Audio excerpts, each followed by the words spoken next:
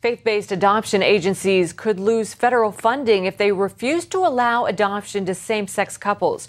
Recent legislation recognizing same-sex couples in New York and Illinois has called into question the debate over gay adoption. The Every Child Deserves a Family Act was first introduced 2 years ago.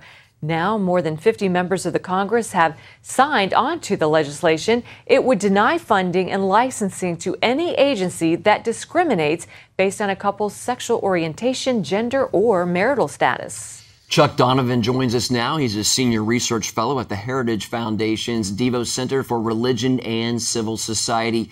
Chuck, if this federal legislation becomes law, what is going to be the impact for faith-based adoption agencies?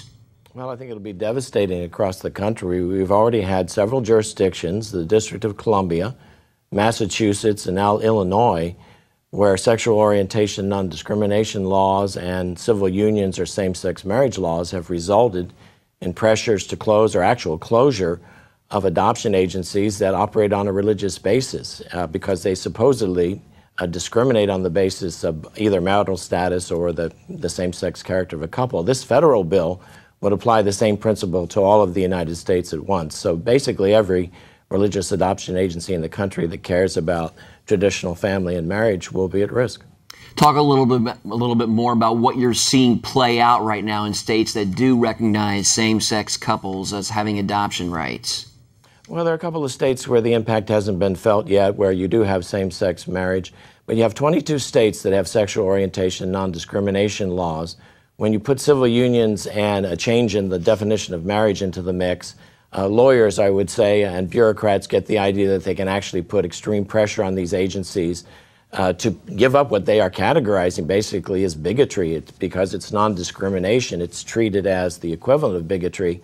And I think you're seeing an emboldening and attacking agencies that have been in the adoption business, or it's not a business, but in the adoption service arena for more than a century. It would have been really offensive to everyone to attack these agencies 10 years ago. Something has changed. And like you said, you're talking about the double whammy of recognizing same-sex couples, combining that with sexual orientation, non-discrimination laws.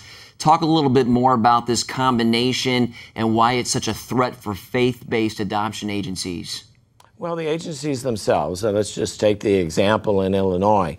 The Catholic agencies are at the spear point of this lawsuit that's been filed, where they're trying to resist this pressure to provide same-sex adoptions, but the position applies also to cohabiting heterosexual couples. It really has nothing to do with sexual orientation.